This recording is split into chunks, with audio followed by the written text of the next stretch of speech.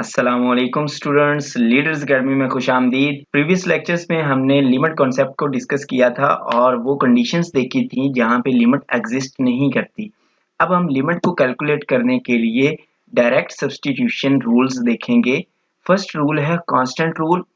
अगर आपका फंक्शन कुछ ऐसा डिफाइंड है कि आगे आपके पास जस्ट कांस्टेंट नंबर आ रहा है, फॉर एग्जांपल आपका फंक्शन कुछ यूं है, f of x is equals to a कोई कांस्टेंट नंबर है 10, कोई और नंबर लिख लें 100 लिख लें, या फिर आपका फंक्शन कुछ यूं डिफाइंड है f of x is equals to a constant number c या के।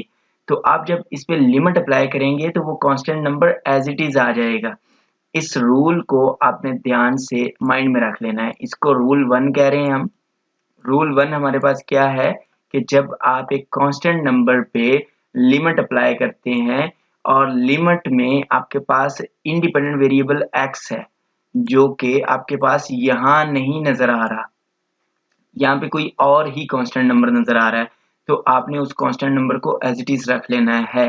अब इसके लिए एक एग्जांपल देख लेते हैं। अगर हमारा f of x is equals to 10 है, इस पे जब हम लिमिट अप्लाई करेंगे, limit f of x, limit x approaches to 0 कर लेते हैं, इनफाइनाइट भी कर सकते हैं, कोई भी स्पेसिफिक नंबर भी कर सकते हैं 3-4 नंबर्स में से। तो आपको लिमिट इधर 10 पे भी अप्लाई करना पड़ेगा, limit x approaches to 0 of 10, और ये एज इट इज 10 आ जाएगा। ये है कांस्टेंट रूल। दूसरा रूल है हमारे पास लिमिट ऑफ x। जब आपको उसी वेरिएबल की लिमिट कैलकुलेट करनी पड़े जो हमारे पास इंडिपेंडेंट वेरिएबल है, तो जस्ट जिस पॉइंट तक वो अप्रोच कर रहा है उस पॉइंट को जस्ट रिप्लेस कर दें। फॉर एग्जांपल हमारा फंक्शन है f of x is equals to x, इस टाइप का फंक्शन है हमारा।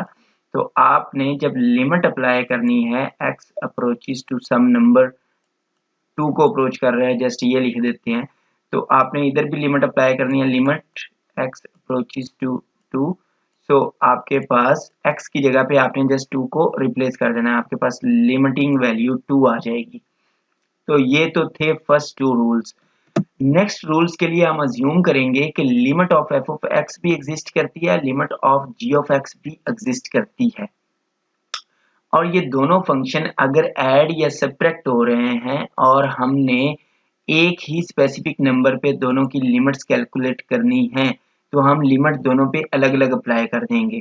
मतलब यहाँ पे दोनों फंक्शंस ऐड हो रहे थे, अगर इन दोनों को ऐड करके लिमिट अप्लाई करते हैं तब भी वही आंसर आएगा, या फिर इन दोनों पे अलग अलग लिमिट अप्लाई करने के बाद लिमिटिंग वैल्यूज जो आ जाएंगी, उन लिमिटिंग वैल्यूज को बाद में ऐड या सब्ट्रैक्ट करते हैं तो फिर भी वही आंसर आएगा। इसके लिए एग्जांपल्स देख लेते हैं। फॉर एग्जांपल मैं कहता हूँ कि मेरे पास एफ ऑफ एक्स जो है 3x, और जो जी ऑफ एक्स है वो है मेरे पास 1/x। ओके, अब हमारा क्वेश्चन ये है कि हमने दोनों पे लिमिट कैलकुलेट करनी है x अप्रोचेस टू 1। तो ऐसे भी हो सकता है कि मैं दोनों को पहले ऐड कर लूं फिर इन पे लिमिट अप्लाई कर दूं। मतलब क्वेश्चन हमारा कुछ यूं है कि लिमिट कैलकुलेट करें x approaches to 1 f of x plus g of x, इन दोनों पे आपने लिमिट कैलकुलेट करनी है। आप इनको पहले से ऐड करके फिर लिमिट अप्लाई कर सकते हैं। पहले से ऐड करें हम इन दोनों को, तो क्या बनेगा, इन दोनों को ऐड कर लेते हैं यहाँ पे 3x प्लस 1/x, इनको ऐड करेंगे x एलसीएम आएगा और हमारे पास ये बनेगा 3x स्क्वायर प्लस 1। ओके, तो ये हमारे पास पहले से ऐड किया हुआ एक्सप्रेशन आ जाएगा 3x स्क्वायर प्लस 1/x, और जब हम इस पे लिमिट कैलकुलेट कर लेते हैं तो क्या बनेगा 3 इंटू 1 स्क्वायर प्लस 1 ओवर 1, मतलब आपके पास लिमिटिंग वैल्यू आ जाएगी 4। अब हम ये भी कर सकते हैं कि दोनों पे अलग अलग लिमिट कैलकुलेट करके लाएं। मतलब आप एफ ऑफ एक्स पे लिमिट अप्रोचेस टू 1 सब्स्टिट्यूट कर दें, limit x approaches to 1 f of x, तो आप 3 इंटू 1 लिखेंगे जो कि आपके पास आएगा 3। इसी तरह आपने g पे भी अप्लाई कर लेना है पहले से ही limit x approaches to 1 g of x, और g आपके पास 1/x है, 1/1 लिखेंगे हम, और ये 1 आ गया। अब इन दोनों को ऐड कर लें, अलग अलग ऐड जैसे यहाँ पे हो रहे हैं, तो आपके पास 3 + 1 फिर से लिमिटिंग वैल्यू 4 ही आ जाएगी जब आप limit x approaches to 1 f of x को और plus limit x approaches to 1 g of x को ऐड कर रहे हैं, तो फिर से वही 4 आ गई। तो इसका मतलब कि ये होल्ड करता है। आपके पास दो फंक्शंस ऐड या सब्ट्रैक्ट हो रहे हैं, तो आप उनको बेशक पहले से ऐड सब्ट्रैक्ट करके फिर से लिमिट अप्लाई कर दें, या फिर पहले दोनों पे अलग अलग लिमिट अप्लाई करके फिर से ऐड सब्ट्रैक्ट कर लें, ये होल्ड करेगा। ओके, तो अब फोर्थ रूल देखते हैं। फोर्थ रूल में भी यही है कि आप दोनों फंक्शंस को अगर पहले से मल्टीप्लाई कर लेते हैं और फिर लिमिट अप्लाई करते हैं तो फिर भी ठीक है, या फिर आप यूं करें कि दोनों फंक्शंस पे अलग अलग पहले से लिमिट अप्लाई करके लेके आए, फिर जो लिमिटिंग वैल्यूज निकली हुई होंगी उनको बेशक आपस में मल्टीप्लाई कर दें, तो ये भी होल्ड करेगा। आप ऐसे कर सकते हैं, इन दोनों को पहले मल्टीप्लाई करके देख लें। आप f ऑफ x और g ऑफ x का प्रोडक्ट लिखें, क्या बनता है? f ऑफ x और g ऑफ x का प्रोडक्ट जस्ट 3 आंसर आता है, और जब आप इस पे लिमिट अप्लाई करेंगे, लिमिट x अप्रोचेस टू 1, वो भी आंसर 3 ही आएगा। और अगर आप दोनों पे अलग अलग लिमिट्स अप्लाई करके फिर इनको आपस में मल्टीप्लाई करते हैं, तो आपको पता है limit of f of x, हमारे पास limit x approaches to 1 of f of x वो क्या आ रही थी? वो आ रही है 3, और limit x approaches to 1 of g of x वो आ रही थी 1। और जब आप इन दोनों का प्रोडक्ट कर रहे होंगे, इन दोनों को जब प्रोडक्ट कर रहे होंगे, तो 3 × 1 वो भी 3 आएगा। मतलब आपने देखा कि बेशक पहले से मल्टीप्लाई करके फिर लिमिट अप्लाई कर दें, या फिर दोनों फंक्शंस की अलग अलग लिमिट कैलकुलेट करके फिर मल्टीप्लाई कर लें, तो कंडीशन होल्ड करेगी।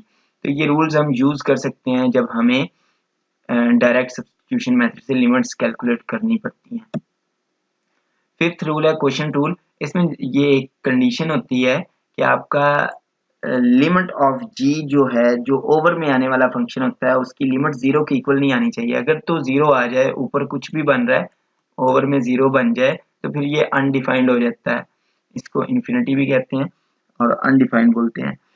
तो ये सिचुएशन नहीं होनी चाहिए। अदरवाइज आप बेशक पहले से डिवीजन कर लें दोनों फंक्शंस की, और फिर उसके बाद लिमिट अप्लाई कर लें, या फिर दोनों फंक्शंस पे अलग अलग से लिमिट्स अप्लाई करके फिर डिवीजन कर लें। ओके, तो अब एक एग्जांपल देखते हैं।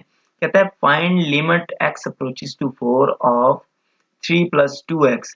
तो आप यहाँ पे अपने रूल्स को आसानी से अप्लाई कर सकते हैं। सबसे पहले तो एडिशन सब्ट्रैक्शन हो रही है ना, मतलब दो आपके पास टर्म्स दी हुई हैं, तो ऐसे हो सकता है कि आपका लिमिट जो है 3 पे भी अप्लाई हो जाए, और यही लिमिट जो है आपका इस 2x पे भी अप्लाई हो जाए।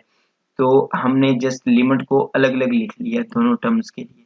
ओके, तो limit of a constant number तो वही 3 का 3 ही रहेगा, और यहाँ पे कुछ यूं है कि आपके पास एक कांस्टेंट नंबर है और x, ये दोनों मल्टीप्लाई हो रहे हैं। तो जब लिमिट अप्लाई हो रही होती है ना, अब ये दोनों मल्टीप्लाई होने वाले फंक्शंस पे लिमिट अप्लाई हो रही है। आप यूं भी लिख सकते हैं कि आप लिमिट ऑफ 2 अलग लिख रहे हैं और मल्टीप्लाई लिमिट ऑफ x अलग लिख रहे हैं, तो लिमिट ऑफ 2 तो 2 ही आएगी। तो इसका मतलब कि सिंपली आप लिमिट से पहले कांस्टेंट नंबर को लिख सकते हैं। तो यूं ही हम यहाँ पे करेंगे। हमने first of all limit of 2 को अलग लिखा, डॉट लिमिट ऑफ x को अलग लिख दिया, और कांस्टेंट की लिमिट तो 2 ही आएगी, और लिमिट ऑफ x, ये 4 को x की जगह पे जस्ट रिप्लेस कर देंगे। तो आपके पास क्या आंसर बन रहा है? 2 × 4 8, 8 + 3 11, 11 is limiting value of given function. इस तरह एक और एग्जांपल है, इसमें हमें लिमिट कैलकुलेट करनी है। अगर तो हम डायरेक्टली इसको देखें तो जस्ट हमने x की जगह पे 5 को रिप्लेस करना है, 3 × 5 स्क्वायर, तो आपके पास क्या बन जाएगा? 75 इज इट्स लिमिटिंग वैल्यू। और अगर बाय रूल्स आप इसको एक्सपेंड करके देखना चाहें तो हमारे पास ये कुछ यूं बन रहा था, एक नंबर ये है और एक ये 3 साथ में कांस्टेंट नंबर है। तो दोनों की पहले लिमिट्स अलग-अलग लिख लें। 3 के लिए लिमिट अलग लिख ली और x स्क्वायर के लिए लिमिट अलग लिख ली। कांस्टेंट की लिमिट तो वही कांस्टेंट नंबर आ जाएगा और x स्क्वायर है, x square actually x dot x होता है, तो इन दोनों की भी मल्टीप्लाई करते हुए अलग-अलग लिमिट्स लिख सकते हैं। और आपको पता है कि वेरिएबल की जगह पे आपका स्पेसिफिक नंबर जो होता है वो रिप्लेस हो जाता है। तो 5.5 आ जाएगा और आप इसको मल्टीप्लाई करके देखें 75 ही आंसर आएगा आपका। ओके, उसके बाद है हमारे पास कि अगर एक पॉलिनोमियल फंक्शन दिया हुआ है इस टाइप का, फॉर एग्जांपल मैं फंक्शन लिख देता हूँ f of x is equals to 3x power 5। Okay, और इस पे अगर हमें लिमिट अप्लाई करनी है, लिमिट अप्लाई कर देते हैं, लिमिट x अप्रोचेस टू 2, तो फिर इधर भी लिखना पड़ेगा लिमिट x अप्रोचेस टू 2। फिर आप यूं करेंगे कि लिमिट ऑफ 3 तो 3 ही आएगी और limit of x approaches to 2 जब हमने लिखा है तो वो 2 जस्ट x की जगह पे रिप्लेस कर दें, ऊपर 5 पावर ऐसे कहने देंगे। तो 2 रेज़ टू द पावर 5 होता है 32, 3 इंटू 32 आ जाएगा और इसको आप फिर कैलकुलेट करके देख सकते हैं, ये आई थिंक 96 बन रहा है। ओके, तो सिंपली ये भी आप कह सकते हैं कि आपका जो पॉलिनोमियल फंक्शन होगा आप उसके अंदर जस्ट अपने वो स्पेसिफिक नंबर को रिप्लेस कर रहे हैं। जैसे आप इनपुट देते हैं ना अपने फंक्शन में और आगे से जो इमेज बनता है वो इमेज जस्ट लिखा हुआ है। ऐसे जैसे आपके पास फंक्शन, ये लिख देता हूँ, फंक्शन है आपके पास 3x square plus 5x plus 2। तो अगर आपने इसकी लिमिट कैलकुलेट करनी है, limit approaches x approaches to 2 f of x के लिए कैलकुलेट करना है, तो ये एक्चुअली f ऑफ 2 के इक्वल होगा। मतलब आपका ये जो फंक्शन है इसमें x की जगह जस्ट 2 को रिप्लेस कर दें, 3 into 2 square plus 5 into 2 plus 2, और फिर आप इसको एवेल्युएट कर सकते हैं। 3 इंटू 4 बन रहा है आपके पास, प्लस 10 बन रहा है, प्लस 2 बन रहा है, तो 12 प्लस 12 24 आंसर आ गया आपके पास। आंसर में कहीं पे मिस्टेक हो तो बता सकते हैं आप मुझे। एक एग्जांपल है हमारे पास, ये पॉलिनोमियल फंक्शन दिया हुआ है तो आप इसको फंक्शन कंसीडर कर लेना। This is a f of x that is equals to 4x cube minus 6x plus 1। Limit आपको कैलकुलेट करनी है x अप्रोचेस टू 2, सो आपका limit x approaches to 2 of f of x आपने calculate करनी है। तो सिंपली आप यूं लिख सकते हैं कि f ऑफ x की जगह पे 2 आ जाएगा।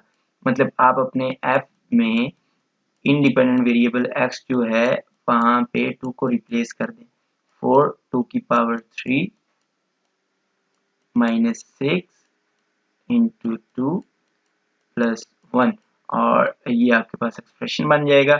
और इसको आप मजीद सॉल्व करें तो आपके पास आंसर 21 बन जाएगा। ओके, इसमें भी सबसे पहले तो हमें ये अज्यूम करना पड़ेगा कि limit of f of x और limit of g of x दोनों एग्जिस्ट करती हैं। पॉलिनोमियल फंक्शन अगर डिफाइन किया होता है, ये तो अभी मैंने बता दिया कि पॉलिनोमियल फंक्शन आपके पास जैसा भी होगा आपने उसमें लिमिट जब अप्लाई करनी है तो जस्ट अपने स्पेसिफिक नंबर को फंक्शन के अंदर रिप्लेस कर दें। 7th रूल आपके पास है कि अगर आपके पास रैशनल फंक्शन दिया हुआ है, कोशेंट की फॉर्म में फंक्शन दिया हुआ है, तो ये बात तो लाजमी है कि आपके पास जो क्यूब फंक्शन होगा उसके लिमिटिंग वैल्यू 0 नहीं आनी चाहिए। तो आप उसमें भी यूं कर सकते हैं, यहाँ एक्चुअली ये लिखा हुआ है कि f ऑफ x आपका कुछ यूं फंक्शन डिफाइन किया हुआ है, आपके पास न्यूमिनेटर और डिनोमिनेटर फॉर्म में दिया हुआ है, और जब आपको limit x approaches to a calculate करनी है तो आपको p फंक्शन के लिए अलग से लिमिट अप्रोचेस टू a और limit x approaches to a q के लिए अलग से करनी पड़ेगी, और आपका ये एग्जिस्ट करेगा। आप जस्ट इतना सा कर सकते हैं, इस चीज का ख्याल रखना है कि आपका लिमिट ऑफ क्यू 0 ना आए। इक्वल फंक्शंस रूल कुछ ऐसा है कि आपके पास एफ ऑफ एक्स और जी ऑफ एक्स दोनों इक्वल होंगे एक स्पेसिफिक नंबर से हट के। इसके लिए एक एग्जांपल देखेंगे तभी आपको समझ आएगी। इसके अलावा एक पावर रूल है हमारे पास कि अगर आपके पास कोई फंक्शन दिया हुआ और उस फंक्शन की होल पावर है, फॉर एग्जांपल ऐसा कुछ एक्सप्रेशन है 3x माइनस 5 होल पावर 2, जब आपने इसकी लिमिट लेनी है, लिमिट x अप्रोचेस टू 2 कर लें, तो आपने जस्ट इतना करना है कि लिमिट आप पावर के अंदर लेके जा सकते हैं, मतलब ये 2 है, लिमिट को आप अंदर ले जाएं, limit x approaches to 3x minus 5, तो इन दोनों पे लिमिट अप्लाई हो जाएगी। उसके बाद नेक्स्ट है एक्सपोनेंट रूल।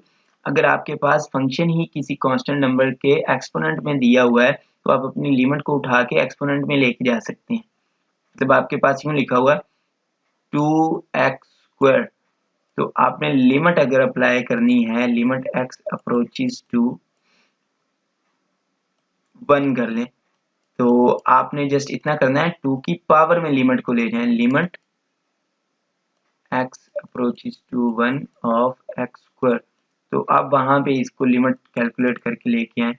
2 ऊपर 1 की पावर स्क्वायर बन रही है, 1 का स्क्वायर 1 ही होता है, मतलब 2 की पावर 1 बच जाएगा और 2 की पावर 1 लिखने की जरूरत नहीं पड़ती। इस तरह लॉगरिथम्स रूल है, अगर आपका कोई ऐसा फंक्शन दिया हुआ है जो लॉग के अंदर आ रहा है तो आप लिमिट को लॉग के अंदर लेके जा सकते हैं। फॉर एग्जांपल आपके पास ऐसा फंक्शन लिखा हुआ है log of sine of x, ये लिखा हुआ है और आपको लिमिट अप्लाई करनी पड़ रही है, लिमिट x अप्रोचेस टू 0 कर देते हैं, तो आप ऐसे कर सकते हैं log of limit x approaches to 0 of sine x, मतलब साइन x पे आप डायरेक्टली लिमिट लेके चले जाएं। अब ये एग्जांपल देखेंगे रैशनल फंक्शन के लिए। रैशनल फंक्शन के लिए मैंने आपको बताया था कि आप ऊपर वाले की अलग लिमिट अप्लाई कर सकते हैं, नीचे वाले की अलग, लेकिन यहाँ पे देखें अगर आप ऊपर वाले पे लिमिट अप्लाई करते हैं तो ऊपर 0 बन रहा है और नीचे अगर आप लिमिट अप्लाई करते हैं तो नीचे भी 0 बन रहा है। तो अगर ऐसी फॉर्म आ जाए तो इसको इनडिटरमिनेट फॉर्म कहते हैं। इस तरह की फॉर्म को इतनी आसानी से डायरेक्ट सब्स्टिट्यूशन नहीं किया करते, इस तरह की फॉर्म को आपने रिड्यूस करना होता है। तो इसकी कुछ टेक्निक्स हैं, रैशनल फंक्शंस की टेक्निक्स हम नेक्स्ट लेक्चर में डिस्कस करेंगे, बट यहाँ पे मैं आपको इक्वल फंक्शंस वाला क्राइटेरिया समझा देता हूँ कि आप यूं कर सकते हैं कि ये आपके पास दोनों के दोनों एक्सप्रेशंस एक्चुअली क्वाड्रेटिक हैं और इनको फैक्टराइज करके लिख लें। फैक्टराइज करने के बाद अगर तो आपको अपीयर होता है कि कोई ना कोई फैक्टर कट जाता है और आपके पास फ्रैक्शन रिड्यूस हो गई है, तो फिर आप दोबारा से फ्रैक्शन को थोड़ा सा रिड्यूस करके दोबारा से डायरेक्ट सब्स्टिट्यूशंस करके देखें। फिर से लिमिट इसमें अप्लाई करते हैं 1 + 3 और आपके पास 1 - 2 दैट इज इक्वल टू -4। अगर तो एक नंबर आ जाता है तो ये लिमिटिंग वैल्यू है, ठीक है। और अगर फिर से इस तरह की फॉर्म बन रही होती तो फिर हमने मजीद इसको रिड्यूस करना था, और अगर रिड्यूस भी नहीं हो सकता तो फिर उसके लिए और टेक्निक्स हैं जो नेक्स्ट डिस्कस कर दी जाएंगी। नाउ अप्लाई रूल, ये बस सिंपल वही बात है। हाँ, यहाँ पे ये हो सकता है कि आपके पास फर्स्ट फंक्शन जो था वो लिमिट x अप्रोचेस टू 1 पे डिफाइन नहीं हो रहा था क्योंकि अनडिटरमिन्ड फॉर्म आ रही थी। तो आप यूं कह सकते हैं कि when x is not equal to 1, तो फिर आपके पास f ऑफ x की भी वही लिमिटिंग वैल्यू आ रही है -4 और g ऑफ x की भी वही लिमिटिंग वैल्यू आ रही है। तो इस कंडीशन के लिए आपके ये दोनों फंक्शंस इक्वल हो सकते हैं। ये हमने प्रीवियस रूल जब पढ़ा था कि दो फंक्शंस कब इक्वल होते हैं, तो फंक्शंस को आप तब इक्वल कह सकते हैं अगर उनमें से एक्सेप्शनल केस निकाल दिया जाए, जहां पे एक तरफ की लिमिट एग्जिस्ट नहीं कर रही, वो वाला पॉइंट जस्ट उसमें से निकाल दें, तो फिर दोनों फंक्शंस आपके इक्वल कहलाएंगे। इसमें जस्ट अब आपने इक्वल फंक्शंस का रूल आपने अप्लाई कर दिया है कि दोनों फंक्शंस इक्वल हैं except x is equal to 1। तब आप ये दोनों फंक्शंस को इक्वल कह सकते हैं और आप इसमें डायरेक्ट सब्स्टिट्यूशन करके लिमिटिंग वैल्यू निकाल सकते हैं। ओके, तो ये था आज का लेक्चर हमारा। ओके, अपना बहुत सा ख्याल रखिएगा। अल्लाह हाफिज।